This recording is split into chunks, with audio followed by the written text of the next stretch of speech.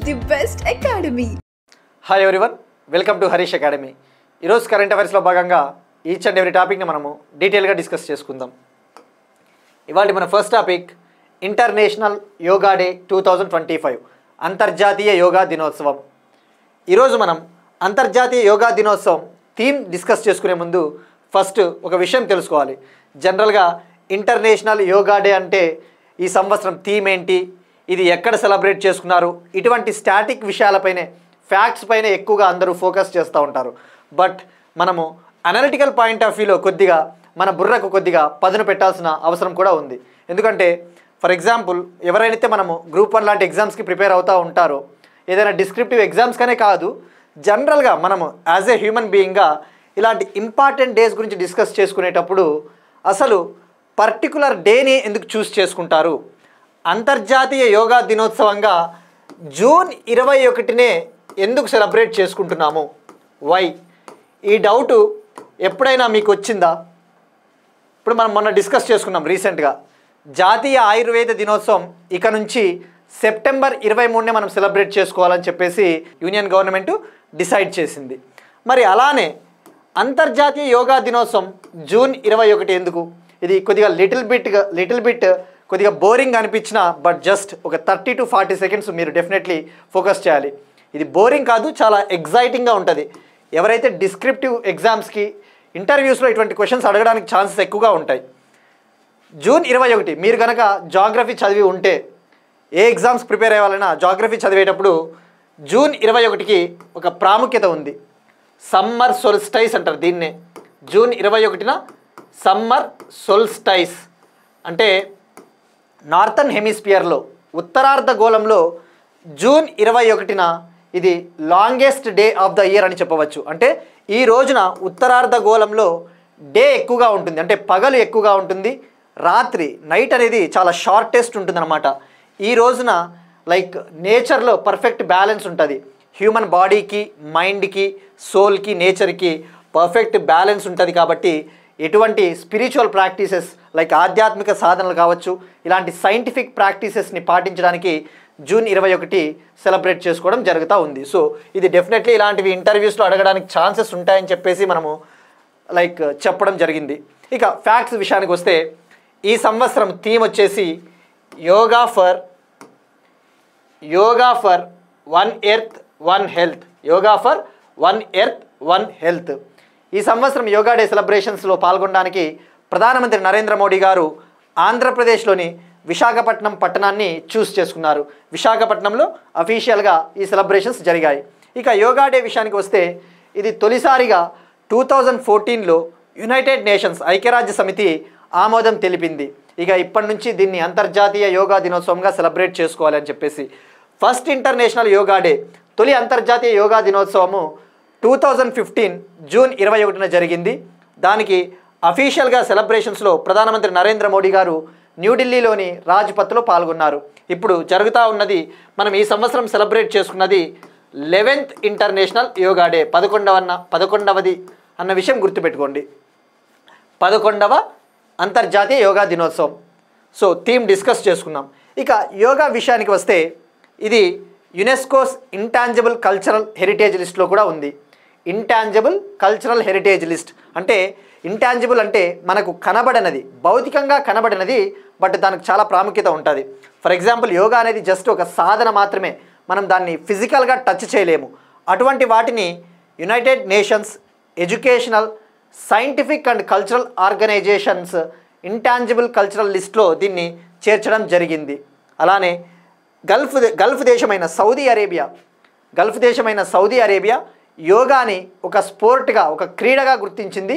Gulf కంట్రీస్లో దీన్ని క్రీడగా గుర్తించిన తొలి దేశం కూడా సౌదీ అరేబియా.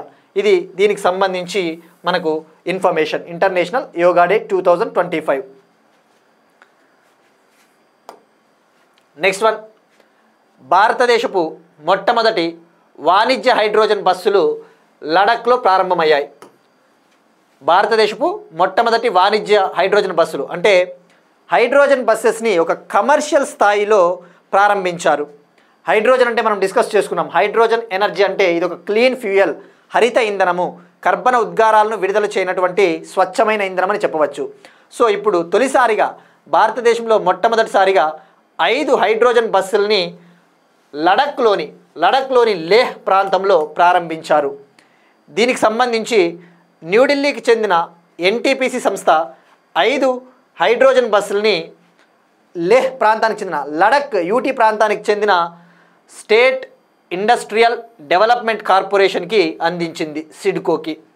వీటిని ఎక్కడ రీఫ్యూయల్ చేయబోతా ఉన్నారు అంటే, ఒకవేళ హైడ్రోజన్ బస్సులకి అవసరమైన ఇంధనం అయిపోతే ఎక్కడ ఆ ఇంధనాన్ని ఎక్కిస్తారు అంటే, ప్రపంచంలోనే అత్యంత ఎత్తైన గ్రీన్ హైడ్రోజన్ స్టేషన్ లేహ్లో ఉంది. Leh, Ladakh world's highest green hydrogen station. అక్కడ వీటికి ఇంధనం నింపుతారు. ఇక హైడ్రోజన్ అంటేనే మనకు గుర్తు రావాల్సిండేది భారతదేశంలోనే మొట్టమొదటి హైడ్రోజన్ ట్రైన్. దీన్ని హర్యానాలోని జింద్ నుంచి సోనీపత్ రైల్వే స్టేషన్ల మధ్య జూలై నుంచి నడపబోతా ఉన్నారని చెప్పేసి కూడా మనం డిస్కస్ చేసుకున్నాం ఆల్రెడీ. ఇక హైడ్రోజన్ అంటేనే హైడ్రోజన్ ఎనర్జీలో డిఫరెంట్ టైప్స్ ఉంటాయని కూడా తెలుసుకున్నాం. గ్రీన్ హైడ్రోజన్ అంటే హరిత like renewable sources, solar, wind అటువంటి ఎనర్జీలను ఉపయోగించి ఇంధనాన్ని ఉత్పత్తి చేస్తే దాన్ని గ్రీన్ హైడ్రోజన్ అంటారు. పింక్ హైడ్రోజన్ అయితే న్యూక్లియర్ ఎనర్జీని ఉపయోగించి ఉత్పత్తి చేస్తే దాన్ని pink hydrogen. Grey are green hydrogen. ఇది హైడ్రోజన్ బస్సులకు సంబంధించిన information. Next one, association for democratic reforms. ఒక ఎన్జిఓ సంస్థ అయిన ADR, association for democratic reforms సంస్థ భారతదేశంలో ఎన్నికల ఖర్చులకు సంబంధించి ఏ పార్టీ ఎంత ఖర్చు పెడతా ఉందని చెప్పేసి అప్పుడప్పుడు రిపోర్ట్లు ఇస్తూ ఉంటుంది. ఆ రిపోర్ట్లు మనకి చాలా ముఖ్యం. ఎందుకంటే ఏడిఆర్ అంటేనే గుర్తు రావాల్సింది ఎలక్టోరల్ బాండ్స్ స్కీమ్ని రద్దు చేసిన కేసులో ఏడిఆర్ ఒక కీలకమైన పార్ట్నర్ అని చెప్పవచ్చు. Association for democratic reforms versus union of India కేసులో భారత సుప్రీంకోర్టు ఎన్నికల బాండ్లు చెల్లవని చెప్పేసి చెప్పింది. సో ఏడిఆర్ అంటేనే గుర్తు రావాల్సిండేది ఎన్నికల సంస్కరణలు. ఇప్పుడు గత సంవత్సరం జరిగిన లోక్సభ ఎన్నికలు, అలానే ఆంధ్రప్రదేశ్, ఒడిషా, అరుణాచల్ ప్రదేశ్, సిక్కిం రాష్ట్రాల్లో జరిగిన అసెంబ్లీ ఎన్నికల కోసం దేశవ్యాప్తంగా ఏ పార్టీలు అత్యధికంగా ఖర్చు చేశాయని చెప్పేసి ఒక రిపోర్ట్ ఇవ్వడం జరిగింది.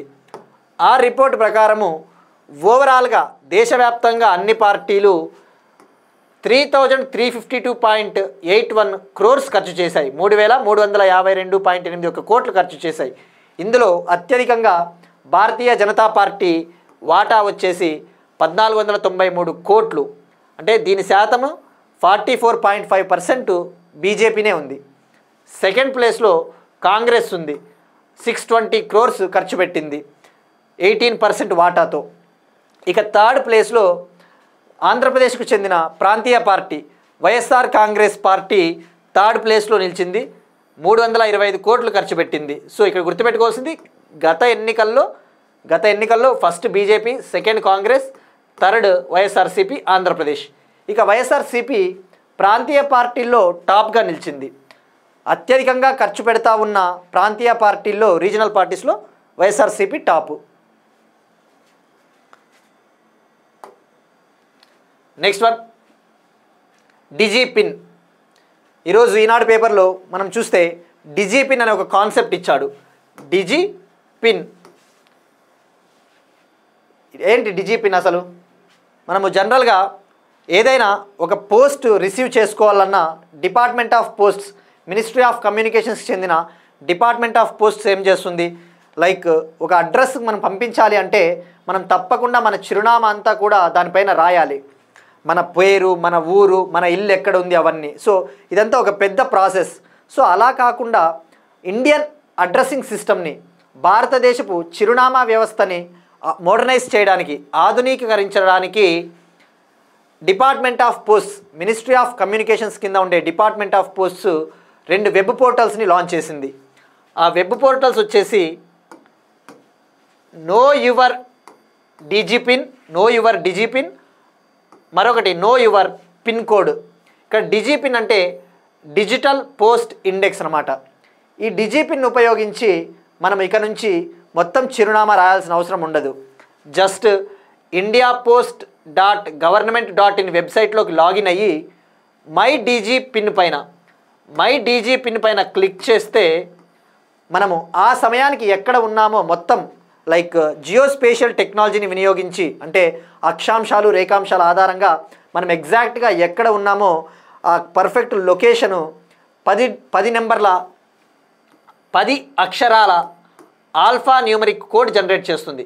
10 అక్షరాల ఆల్ఫా న్యూమరిక్ కోడ్ జనరేట్ చేస్తుంది. ఆ కోడ్ని మనము షేర్ చేస్తే ఆ కోడ్ని జస్ట్ మనము చిరునామాగా ఉపయోగించవచ్చు. తద్వారా మనకి అవసరమైనవి మనము రిసీవ్ చేసుకోవచ్చు. దీన్ని అభివృద్ధి చేసినది మినిస్ట్రీ ఆఫ్ కమ్యూనికేషన్స్కి చెందిన డిపార్ట్మెంట్ ఆఫ్ పోస్ట్స్ మరియు ఐఐటి హైదరాబాద్. గుర్తుపెట్టుకోండి, ఐఐటి హైదరాబాద్ సహకారంతో, ఐఐటి హైదరాబాద్ మరియు national remote sensing centre Hyderabad, ఇస్రోకు చెందిన national remote sensing centre Hyderabad కలిసి ఈ డిజిపిన్ని డెవలప్ చేశాయి. ఇది ఒక విధంగా చెప్పాలి అంటే జియోస్పేషియల్ పాలసీ 2022 ఉంది కదా, ఇండియాకు చెందిన నేషనల్ జియోస్పేషియల్ పాలసీ 2022 లక్ష్యాలకు అనుగుణంగా ఇది పనిచేస్తుందని చెప్పవచ్చు డిజిపిన్. దీన్ని ప్రయోగాత్మకంగా దీని పనితీరును విజయవాడలోని తపాలా శాఖ రాష్ట్ర ప్రధాన కార్యాలయంలో దీనిని ప్రయోగాత్మకంగా పరిశీలిస్తూ ఉన్నారు, అమలు చేయబోతూ ఉన్నారు. సో ఇక్కడ గుర్తుపెట్టుకోవాల్సింది ఇది 10 అక్షరాల ఆల్ఫా న్యూమరిక్ కోడ్ డిజిపిన్. డైరెక్ట్గా అడుగుతాడు ఎన్ని అక్షరాలు అంటే 10 డిజిట్స్. నెక్స్ట్ వన్, ఆంధ్రప్రదేశ్ గిరిజన విద్యార్థులు Guinness book of world record సాధించారు. విశాఖపట్నం వేదికగా 25,000 మందితో ఆంధ్రప్రదేశ్ గిరిజన విద్యార్థులు సూర్య నమస్కారాలు చేసి Guinness book of world record సాధించారు. ఇది మనకి జస్ట్ డైరెక్ట్గా ఫ్యాక్ట్ ఓరియంటెడ్. 108 నిమిషాల్లో 108 సూర్య నమస్కారాలు 25,000 మంది విద్యార్థులు ఒకేసారి చేశారట. నెక్స్ట్ వన్, తెలంగాణకు సంబంధించి Telangana current affair. Doctor BR Ambedkar international institute for dialogue on governance and equity అనే పేరిట ఒక సెంటర్ని ఏర్పాటు చేయబోతా ఉంది తెలంగాణ గవర్నమెంట్. దీనికి సంబంధించి 100 కోట్లను కేటాయించింది గవర్నమెంట్. రాబోయే 6 నెలల్లో దీన్ని పూర్తి చేయవచ్చని చెప్పేసి అంచనా. 100 crores కేటాయించారు. దీని పేరు వచ్చేసి బ్రిడ్జ్గా పేరు పెట్టారు. బ్రిడ్జ్ అంటే doctor BR Ambedkar for institute for dialogue on governance and equity. ఇక్కడ అబ్జర్వ్ చేస్తే ఈక్విటీ అనే పదం ఉంది, డైలాగ్ అనే పదం ఉంది. అంటే మన దేశంలో సామాజిక అసమానతలు ఎక్కువ, సోషల్ ఇన్ఈక్వాలిటీస్. సో ఆ సోషల్ ఇన్ఈక్వాలిటీస్కి కారణాలు ఏంటి అని చెప్పేసి విశ్లేషించడానికి, అలానే కేంద్ర రాష్ట్ర ప్రభుత్వ పథకాలు ఏ విధంగా అమలవుతా ఉన్నాయో అధ్యయనం చేసేందుకు, స్టడీ చేసేందుకు ఈ సెంటర్ హెల్ప్ అవుతుంది. దీన్ని హైదరాబాద్లోని బిఆర్ అంబేద్కర్ ఓపెన్ యూనివర్సిటీ వద్ద ఏర్పాటు చేయబోతూ ఉన్నారు. నెక్స్ట్ వన్, డిఫెన్స్కి సంబంధించి, అలానే ఇది లైక్ ఇంటర్నెట్ సేవలకు సంబంధించి అని చెప్పవచ్చు. యూటెల్శాట్, మనము ఆల్రెడీ శాటిలైట్ ఇంటర్నెట్ సేవల గురించి తెలుసుకున్నాం.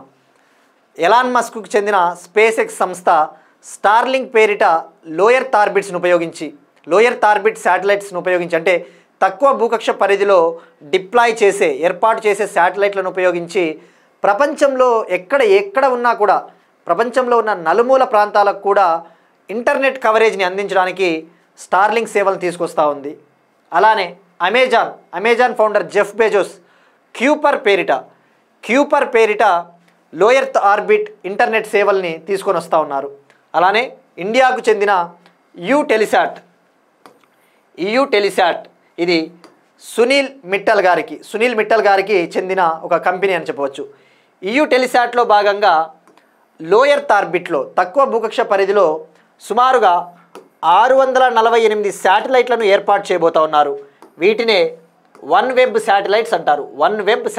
సో వన్ వెబ్ శాటిలైట్స్ ఎవరికి చెందినది అంటే యూటెలిశాట్, సునీల్ మిట్టల్. ఇక ఇప్పుడు దీనికి సంబంధించి ఈ ఇంటర్నెట్ సేవలను అందించడానికి ఫ్రెంచ్ సైన్యంతో సుమారుగా 10,000 కోట్ల డీల్ను కుదుర్చుకొనింది యూటెలిశాట్ కంపెనీ. దీంట్లో భాగంగా ఫ్రెంచ్ మిలిటరీ తనకు అవసరమైన రక్షణ సేవలను, తనకు అవసరమైన ఇంటర్నెట్ సేవలను యూటెలిశాట్ ద్వారా పొందబోతా ఉంది. ఇది సుమారుగా 1 బిలియన్ యూరోస్ డీల్. ఇండియన్ కరెన్సీలో చెప్పాలి అంటే 9,976 కోట్ల డీలు, అప్రాక్సిమేట్గా 10,000 కోట్ల డీల్ అని చెప్పేసి చెప్పవచ్చు. సో ఇక్కడ గుర్తుపెట్టుకోవాల్సింది, ఎప్పుడైనా శాటిలైట్ ఇంటర్నెట్ సేవలు అమెజాన్ అమెజాన్కు చెందిన క్యూపరు, స్పేస్ ఎక్స్కు చెందిన స్టార్లింకు, ఈ వన్వెబ్ శాటిలైట్ చెందిన యూటెలిసాట్కి చెందిన వన్వెబ్ శాటిలైటు లో ఎర్త్ ఆర్బిట్లో సేవలు అందిస్తాయి. ఈ విషయం చాలా గుర్తుపెట్టుకోవాలి. లో ఎర్త్ ఆర్బిట్ అంటే ఎంత? భూమికి, భూ ఉపరితలానికి సుమారుగా 475 నుంచి అరౌండ్ 600 కిలోమీటర్స్, అరౌండ్ 600 to 650, 475 నుంచి 650 ఆ కిలోమీటర్ల రేంజ్లో ఏర్పాటు చేసే కక్ష్యని, అక్కడ ఉన్న కక్ష్యని లో ఎర్త్ ఆర్బిట్ అంటారు. నెక్స్ట్ వన్, జూలైలో టెస్లా తొలి విక్రయ కేంద్రం. టెస్లా ఇది space X founder Elon Musk ఉన్నాడు కదా, ఆ ఎలాన్ మస్క్కు చెందిన ఎలక్ట్రిక్ వెహికల్స్ కంపెనీ, విద్యుత్ కార్ల కంపెనీ. మనం ఆల్రెడీ తెలుసుకున్నాం గతంలోనే. భారతదేశం ప్రస్తుతం ప్రపంచంలో 3వ అతిపెద్ద విద్యుత్ కార్లు లేదంటే విద్యుత్ వాహనాల market. India is now currently world's third largest electric vehicles market. ఇప్పుడు ఆల్రెడీ చైనా, అమెరికా అక్కడ ఈ ఎలక్ట్రిక్ వాహనాల విక్రయాలు తగ్గిపోతూ ఉండేసరికి ఇప్పుడు టెస్లా కంపెనీ తన తొలి ఎలక్ట్రిక్ వాహనాల విక్రయ కేంద్రాన్ని ముంబైలో ఏర్పాటు చేయబోతా ఉంది. ఇది మనం గతంలో ఆల్రెడీ డిస్కస్ చేసుకున్నాం. ఇప్పుడు జూలైలో ఏర్పాటు కాబోతా ఉందని చెప్పేసి చెప్పింది. తొలి కేంద్రాన్ని ముంబైలో, రెండవ కేంద్రాన్ని ఢిల్లీలో. గుర్తుపెట్టుకోండి, ఇక్కడ భారత్లో తొలి కేంద్రం ఎక్కడంటే ముంబై, రెండవ కేంద్రము ఢిల్లీ. అంతే, డైరెక్ట్గా fact oriented. Next one, road యాక్సిడెంట్స్కి సంబంధించి anti lock braking system. Road accidents చూస్తే, రోడ్డు మరణాలు 2022లో 1.51 lakh రోడ్ యాక్సిడెంట్స్ జరిగితే అందులో ద్విచక్ర వాహనాల వాటా సుమారుగా 20% ఉంది. అలానే 2022లో సంభవించిన రోడ్డు మరణాలలో, రోడ్ యాక్సిడెంట్ డెత్స్లో 44%, 44% వాటా ద్విచక్ర వాహనాల మరణాలే ఎక్కువగా ఉన్నాయి, అప్రాక్సిమేట్లీ 44%. సో ఈ స్థాయిలో రోడ్డు ప్రమాదాలు ఇండియాలో సంభవిస్తూ ఉన్నాయి. ఫిబ్రవరిలో 2025 ఫిబ్రవరిలో మొరాకో దేశంలోని మర్రకేష్లో 4వ ministerial conference on road safety జరిగింది. రోడ్డు భద్రతకు సంబంధించి 4వ మంత్రివర్గ సమావేశం జరిగింది. అక్కడ ఈ రోడ్డు మరణాలకు సంబంధించి ఏ విధంగా చర్యలు చేపట్టాలని చెప్పేసి అన్ని దేశాలు కూడా ఒక నిర్ణయానికి వచ్చాయి. సో ఇక్కడ గుర్తు రావాల్సింది, రోడ్ సేఫ్టీకి సంబంధించిన సదస్సు ఫిబ్రవరిలో జరిగింది. ఇది 4వది మర్రకేష్. ఇక అలానే రోడ్ సేఫ్టీకి సంబంధించి ఒక 10 ఏళ్ల ప్రణాళిక కూడా ఉంది. అది 2021లో తీసుకొని వచ్చారు. దాన్నే decade of action plan for road safety 2021 to 2030. Decade of action plan for road safety 2021 to 2030. మరి ఈ స్థాయిలో రోడ్డు ప్రమాదాలు సంభవిస్తూ ఉంటే వాటిని అరికట్టాలంటే ఏం చేయాలి? మనం చూస్తూ ఉంటాం, రోడ్డు మీద వేగంగా వెళ్తూ ఉన్నప్పుడు సడన్ బ్రేక్ కొట్టినప్పుడు బైక్స్ అవి స్కిడ్ అయిపోయి మరణాలు సంభవిస్తూ ఉంటాయి. బట్ అలా వాటిని నివారించడానికి జనవరి 1, 2026 నుంచి ఇక నుంచి జనవరి 1 నుంచి తయారు కాబోయే అన్ని బైక్స్కి, అన్ని ద్విచక్ర వాహనాలకి ఏబిఎస్ని తప్పనిసరి చేయబోతా ఉంది. యాంటీ లాక్ బ్రేకింగ్ సిస్టమ్ అనమాట. అంటే ఇది కనుక ఈ టెక్నాలజీ ఉందంటే సడన్ బ్రేక్ వేసినా కూడా అవి అప్పటికప్పుడు చక్రాలు లాక్ అయిపోయి ఎగ్జాక్ట్గా అక్కడే ఆగిపోతుందంట, బైక్ కిందకు పడరు. సో ఇది ఏబిఎస్. సో ఇక్కడ గుర్తుపెట్టుకోవాల్సింది, ఈ కాన్ఫరెన్స్ ఎక్కడ జరిగిందో కూడా ఐడియా ఉండాలి. నెక్స్ట్ వన్, బయోడైవర్సిటీకి సంబంధించి ఖడ్గమృగాల కోసం 2 కొత్త పునరావాస ప్రాంతాలను ఏర్పాటు చేయబోతా ఉన్న ఉత్తరప్రదేశ్ గవర్నమెంట్. 1 హార్న్డ్ రైనో, ఇక్కడ అబ్జర్వ్ చేస్తే ఇమేజ్లో ఇది ఒంటి కొమ్ము ఖడ్గమృగం, దీన్నే 1 హార్న్డ్ రైనో అంటారు. 1 హార్న్డ్ రైనో గురించి తెలుసుకునే ముందు ఫస్ట్ దీని సైంటిఫిక్ నేము, దీని ఐయూసిఎన్ స్టేటస్ గురించి తెలుసుకోవాలి. దీని శాస్త్రీయ నామం వచ్చేసి రైనోసిరోస్ యూనికార్నిస్. దీని ఐయూసిఎన్ స్టేటస్ వల్నరబుల్ అంటే దుర్బలమైన స్థితిలో ఉంది. మరి దుర్బలమైన స్థితిలో ఉన్న ఒంటికొమ్ము ఖడ్గమృగాలను సంరక్షించడానికి ఇండియన్ గవర్నమెంట్కు చెందిన wildlife institute of India, ఇది డెహ్రాడూన్లో ఉంటుంది. Wildlife institute of India Dehradun ఏప్రిల్లో 5 స్టేట్లను సెలెక్ట్ చేసింది. జనరల్గా ఈ 1 హార్న్డ్ రైనోస్ ఎక్కువగా అస్సాంలోని కజిరంగా నేషనల్ పార్క్లో ఉంటాయి. ప్రపంచంలో అత్యధికంగా ఖడ్గమృగాలు ఉన్న national park Assam Kaziranga national park. అలానే ప్రపంచంలో అత్యధిక ఖడ్గమృగాల సాంద్రత, ప్రపంచంలోనే అత్యధికంగా ఖడ్గమృగాల డెన్సిటీని కలిగిన నేషనల్ పార్క్ వచ్చేసి అస్సాంలోని పొబితోరా వైల్డ్ లైఫ్ సాంక్చురీ. అది గుర్తుపెట్టుకోండి. అంటే కజిరంగాలో అత్యధికంగా ఉంటాయి, సుమారుగా 2600 వరకు ఉన్నాయి 2022 నాటికి ఖడ్గమృగాలు. అదే అత్యధిక సాంద్రత అంటే తక్కువ ప్రాంతంలోనే ఎక్కువ రైనోలు ఉన్న వైల్డ్ లైఫ్ సాంక్చురీ అస్సాంలోని పొబితోరా వైల్డ్ లైఫ్ సాంక్చురీ. ఇక వీటిపైన ప్రెజర్ తగ్గించాలి అంటే, ఈ Kaziranga national park Pobitora wildlife sanctuary పైన ఆ భారాన్ని తగ్గించాలి అంటే వీటిని మిగతా రాష్ట్రాల్లోని ప్రాంతాలకు కూడా తరలించాలని చెప్పేసి ఏప్రిల్లో wild life institute of India నిర్ణయించింది. అందులో భాగంగా 5 రాష్ట్రాలని సెలెక్ట్ చేసింది. అస్సాంతో పాటు మరో 5 రాష్ట్రాలను సెలెక్ట్ చేసింది. అందులో యూపీ కూడా ఒకటనమాట. ఇప్పుడు యూపీలోని దూద్వా నేషనల్ పార్కులో 2 రిహాబిలిటేషన్ సెంటర్స్, అంటే వాటిని ట్రాన్స్లొకేట్ చేయడానికి అస్సాం నుంచి 2 పునరావాస ప్రాంతాలను ఏర్పాటు చేస్తూ ఉన్నారు. దీనికి 1.5 crore బడ్జెట్ను కూడా కేటాయించింది గవర్నమెంట్. ఇక్కడ తెలుసుకోవాల్సింది దీని సైంటిఫిక్ నేము, దీని IUCN స్టేటస్. మరో 5 రాష్ట్రాలు ఏవి, ఎక్కడికి తరలించబోతూ ఉన్నారు? మీరు అబ్జర్వ్ చేస్తే అస్సాంలోని దీబ్రూ సైఖోవా నేషనల్ పార్క్ కూడా కొన్ని తరలిస్తూ ఉన్నారు. వెస్ట్ బెంగాల్లోని గొరుమారా జల్దపారా నేషనల్ పార్క్కి కొన్ని తరలిస్తూ ఉన్నారు. అరుణాచల్ ప్రదేశ్లోని D earring memorial wild life శాంక్చురీకి కొన్నిటిని తరలిస్తూ ఉన్నారు. బీహార్లోని వాల్మీకి టైగర్ రిజర్వ్, ఉత్తరప్రదేశ్లోని దూద్వా నేషనల్ పార్కు మరియు పిలిభిత్ టైగర్ రిజర్వ్ మరియు ఖతర్నియా ఘాట్ వైల్డ్ లైఫ్ శాంక్చురీకి తరలిస్తూ ఉన్నారు. ఉత్తరాఖండ్లోని సురై రేంజ్ కూడా వీటిని తరలిస్తూ ఉన్నారు. సో ఎగ్జామ్లో ఇవి డెఫినెట్లీ ఇంపార్టెంట్. ఎందుకంటే మనం ఫర్ ఎగ్జాంపుల్ డిస్కస్ చేసుకున్నాం గతంలో చీతాస్కి సంబంధించి నమీబియా, సౌత్ ఆఫ్రికా నుంచి ఏ విధంగా అయితే మధ్యప్రదేశ్లోని కూనో నేషనల్ పార్క్కి ట్రాన్స్లొకేట్ చేశారో ఆ సైట్ల పేర్లు గుర్తుండాలి డెఫినెట్లీ. అలానే వాడు అడుగుతాడు ఎగ్జామ్లో ఎన్ని రాష్ట్రాలకు తరలించబోతా ఉన్నారని చెప్పేసి. ఇవి డెఫినెట్లీ అట్లీస్ట్ స్టేట్స్ అయినా గుర్తుండాలి. ఇక రైనోల సంరక్షణ విషయానికి వస్తే ఇండియన్ గవర్నమెంట్ 2005లో ప్రాజెక్ట్ రైనోని లాంచ్ చేసింది. 2005లో దీన్నే ఇండియన్ రైనో విజన్ అంటారు. ఇండియన్ రైనో విజన్ 2020 అంటారు. దీన్నే 2005లో లాంచ్ చేశారు ప్రాజెక్ట్ రైనో లేదా ఇండియా రైనో విజన్. సో ప్రతి పాయింట్ మనకి ఇంపార్టెంటే. ఇక ఇప్పుడు క్వశ్చన్ చూద్దాం. ఇది ఇంటర్నేషనల్ బుద్ధిస్ట్ కాన్క్లేవ్ 2025 ఎక్కడ జరిగింది? 21 నుంచి 22 ఏప్రిల్ 2025లో international Buddhist conclave, international Buddhist సమావేశము ఎక్కడ జరిగింది?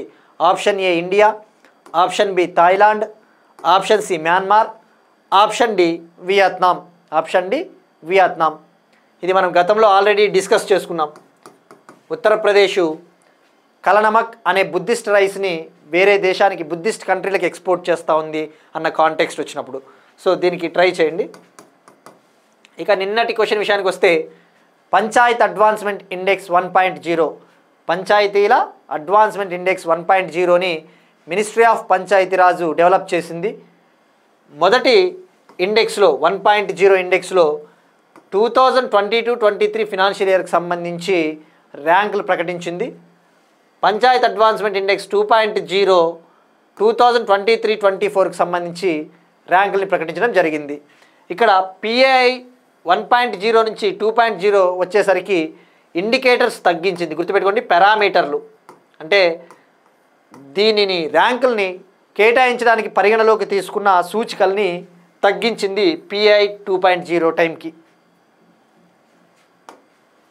Next one Nakshatra. ICMR high performance computing facility, Nakshatra అనే పేరిట ఒక హై పర్ఫార్మెన్స్ కంప్యూటింగ్ ఫెసిలిటీని పుణేలోని నేషనల్ ఇన్స్టిట్యూట్ ఆఫ్ వైరాలజీ వద్ద ప్రారంభించింది. పుణేలోని నేషనల్ ఇన్స్టిట్యూట్ ఆఫ్ వైరాలజీ. అసలు ఏంటి హై పర్ఫార్మెన్స్ కంప్యూటింగ్ ఫెసిలిటీ అంటే? పేరులోనే ఉంది కంప్యూటింగ్ ఫెసిలిటీ, అంటే కంప్యూటర్స్కి సంబంధించి ఒక సూపర్ కంప్యూటర్ తరహా లాంటిది అని చెప్పవచ్చు. మనము జనరల్గా చూస్తూ ఉంటాం, ముఖ్యంగా పాండమిక్స్ వచ్చినప్పుడు, కోవిడ్ లాంటి పాండమిక్స్ వచ్చినప్పుడు భారీ స్థాయిలో జన్యు డేటాని విశ్లేషించడం అంత సులభతరమైన పని కాదు. అంటే జీన్స్ని సర్వేలెన్స్ చేయాలి ఎప్పటికప్పుడు. ఉదాహరణకి ఇప్పుడు ఇటీవలే తెలుసుకున్నాం, కరోనా వేరియంటు రోజు రోజుకి కొత్త కొత్త వేరియంట్లోకి కన్వర్ట్ అవుతూ ఉంది. ఈరోజున్న కరోనా వేరియంటు రూపాన్ని మార్చుకొని మరో వేరియంట్గా రూపాంతరం చెందుతూ ఉంది. సో అలాంటప్పుడు అటువంటి వేరియంట్స్ని మనము ఎదుర్కోవాలి అంటే ఆ వేరియంట్స్కి సరైన టైంలో వ్యాక్సిన్లని కానీ డ్రగ్స్ని కానీ తయారు చేయాలంటే జన్యువుల డేటాని విశ్లేషించాలి. ఫర్ ఎగ్జాంపుల్, ఎవరికైతే కరోనా వైరస్ వచ్చిందో ఆ శాంపిల్స్ని కలెక్ట్ చేసి మనము నేషనల్ ఇన్స్టిట్యూట్ ఆఫ్ వైరాలజీ పూణేకి తరలించి అక్కడ జన్యువుల్ని విశ్లేషిస్తారు. సో ఫాస్ట్గా చాలా వేగవంతంగా ఆ జన్యువుల్ని విశ్లేషించాలి. ఇటువంటి పాండమిక్స్ని ఎదుర్కోవాలి అంటే ఒక హై పర్ఫార్మెన్స్ కంప్యూటింగ్ ఫెసిలిటీ అవసరం అన్నమాట. దాన్నే నక్షత్రగా అభివృద్ధి చేసింది Indian council of medical research. So for genomic surveillance, ఇక దీన్ని ఏర్పాటు చేసిందంటే national institute of virology Pune వద్ద. ఇక పూణే అంటేనే గుర్తు రావాల్సింది centre for development of advanced computing. Super కంప్యూటర్లను అభివృద్ధి చేసే బాధ్యత తీసుకున్న సీడాక్ పూణేలో headquarters. Next one, HIV నియంత్రణకు కొత్త ఇంజెక్షన్ను అభివృద్ధి చేసిన Gilead sciences company, Gilead sciences సంస్థ. దీని పేరు వచ్చేసి లెనకాపవిర్ అనే ఒక ఇంజెక్షన్ని అభివృద్ధి చేసింది ఈ కంపెనీ. దీనికి యుఎస్ఏకు చెందిన food and drug administration FDA ఆమోదం తెలిపింది. దీన్ని సంవత్సరంలో 2 సార్లు వేసుకోవచ్చు ఇంజెక్షన్ని. జనరల్గా ఇప్పటి వరకు ఎవరికైతే హెచ్ఐవి ఎయిడ్స్ వచ్చి ఉంటుందో వాళ్ళు ప్రతిరోజు కూడా ట్యాబ్లెట్స్ వేసుకుంటూ ఉంటారు. సో అట్లా కాకుండా సంవత్సరానికి 2 సార్లు ఇంజెక్షన్ని వేసుకుంటే ఆ వ్యాధి అనేది అంత ఫాస్ట్గా స్ప్రెడ్ అవ్వదు. అంటే ట్యాబ్లెట్స్ కంటే కూడా ఇంజెక్షన్ బెటరు అని చెప్పేసి అన్నట్టుగా ఈ ఇంజెక్షన్ని తీసుకురావడం జరిగింది. దీని పేరు వచ్చేసి లెనకాపవిర్. అయితే దీన్ని ఎజుట్గో అనే బ్రాండ్ పేరుతో అమ్మబోతూ ఉన్నారు. ఎజుట్గో అనే పేరుతో దీన్ని సెల్ చేయబోతూ ఉన్నారు. నెక్స్ట్ వన్, ఐఐటి గువాహతి వాళ్ళు ఫ్లోరైడ్ని తొలగించడానికి, భూగర్భ జలాల్లో ఉన్న ఫ్లోరైడు, ఆర్సెనిక్ వంటి హానికరమైన కాలుష్య కారకాలను తొలగించడానికి ఒక టెక్నాలజీని అభివృద్ధి చేశారు. వాటిని రిఫైన్ చేసే ఒక టెక్నాలజీ అని చెప్పవచ్చు. ఈ టెక్నాలజీ ద్వారా రోజుకు 20,000 లీటర్ల కలుషితమైన నీటిని శుద్ధి చేయవచ్చు, అది కూడా తక్కువ ఖర్చుతో. కేవలం 20 రూపాయలతో ఈ టెక్నాలజీ ద్వారా రోజుకు 1000 లీటర్ల కలుషితమైన నీటిని శుద్ధి చేయవచ్చు. తద్వారా ఆర్సెనిక్, ఫ్లోరైడ్ని తొలగించవచ్చు. ఫ్లోరోసిస్ ప్రాబ్లమ్ని మనము ట్యాకిల్ చేయవచ్చు. ఫ్లోరోసిస్ అంటే ఏంటి? ఎప్పుడైతే ఆ ఫ్లోరైడ్ ఎక్కువగా ఉన్న వాటర్ తాగితే బోన్స్ అనేవి కలర్ చేంజ్ అవ్వడము, బోన్స్ మాల్ ఫంక్షన్ ఎక్కువగా ఉంటుంది. బోన్స్ ముఖ్యంగా టీత్. సో ఇది IIT Guwahati. So IIT Guwahati అంటేనే గుర్తు రావాల్సింది, మనం ఇటీవల కూడా డిస్కస్ చేసుకున్నాం, కరోనా వైరస్ని ఎదుర్కోవడానికి బంకమట్టి ఆధారిత ఒక సాంకేతికతను కూడా వీళ్ళు డెవలప్ చేశారు. బంకమట్టి, క్లే మరియు సాల్ట్ వాటర్ ఆధారంగా ఒక టెక్నాలజీని కరోనా వైరస్ని ఎదుర్కోవడానికి డెవలప్ చేశారు ఐఐటి గువాహతి. అలానే భారతదేశంలోనే మొట్టమొదటి వర్చువల్ రియాలిటీ ఆధారిత మెటావర్స్ ప్లాట్ఫామ్ని ఐఐటి గువాహతి వాళ్ళు డెవలప్ చేశారు. అస్సాంలోని PM శ్రీ స్కూళ్ళల్లో చదువుతా ఉన్న విద్యార్థుల కోసము ఒక మెటావర్స్ అంటే వర్చువల్ రియాలిటీ ఆధారంగా మనము నిమగ్నమైపోవచ్చు అన్నమాట. భౌతిక ప్రపంచాన్ని మర్చిపోయి మనమే ఇక ఆ ప్రపంచంలో మునిగిపోయామా అన్నట్టుగా ఒక ప్లాట్ఫామ్ని, దాని పేరే జ్ఞానధార. మనం డిస్కస్ చేసుకున్నాం గతంలో ఆల్రెడీ. జ్ఞానధార అనే VR ఎనేబుల్డ్ మెటావర్స్ ప్లాట్ఫామ్ని ఐఐటి గువాహతి వాళ్ళు డెవలప్ చేశారు. సో 3 గుర్తుపెట్టుకుంటే సరిపోతుంది ఐఐటి గువాహతి ఇన్వెన్షన్స్.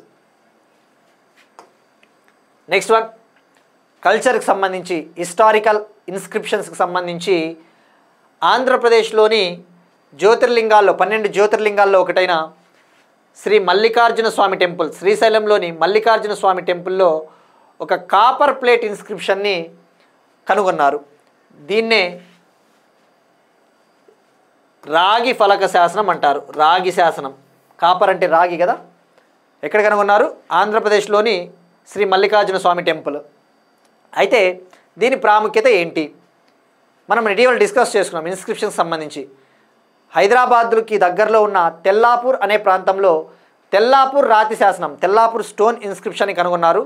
అక్కడ ఆ శాసనం మీద తెలుగులో తొలిసారిగా తెలంగాణకు సంబంధించిన ఒక పదము వెలుగులోకి వచ్చింది. తెలంగాణపుర అనే పదము వెలుగులోకి వచ్చింది తెల్లాపూర్ శిలాశాసనం. సో అటువంటి శాసనాలు మనకు చాలా ఇంపార్టెంట్. మరి దీనికి కూడా ఒక ప్రాముఖ్యత ఉంది.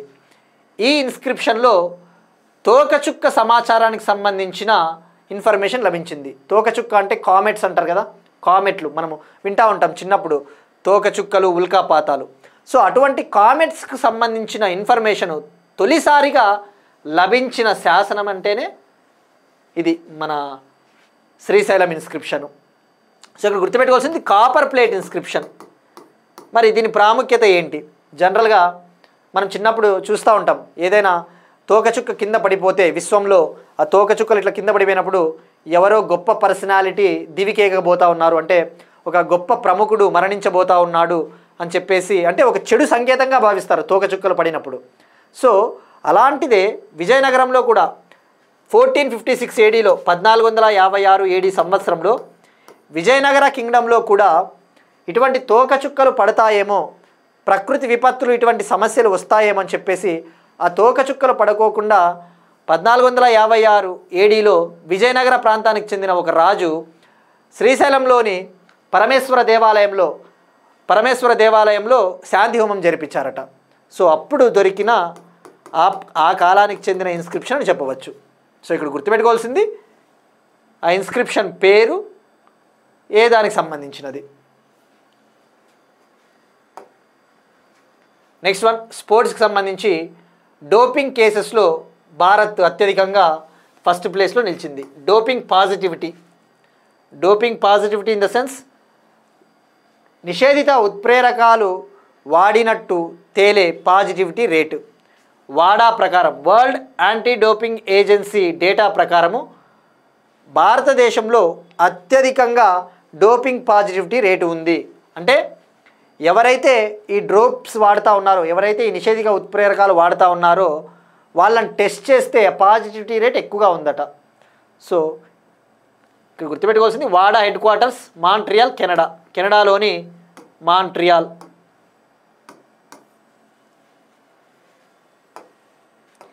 ఇవి ఇవాళ కరెంట్ అఫైర్స్. మనం ఒకసారి క్విక్గా రీక్యాప్ చూద్దాం. అంతర్జాతీయ యోగా దినోత్సవం 2025, భారతదేశపు మొట్టమొదటి వాణిజ్య హైడ్రోజన్ బస్సులు లడఖ్లో ప్రారంభం, association for democratic reforms report on elections pending in India, DIGIPIN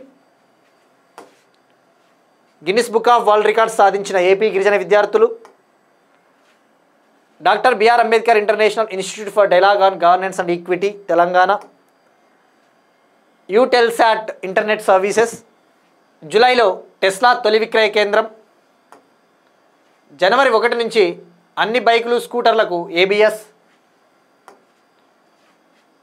యూపీలోని దూద్వా నేషనల్ పార్క్లో ఖడ్గమృగాల కోసం 2 కొత్త పునరావాస ప్రాంతాలు,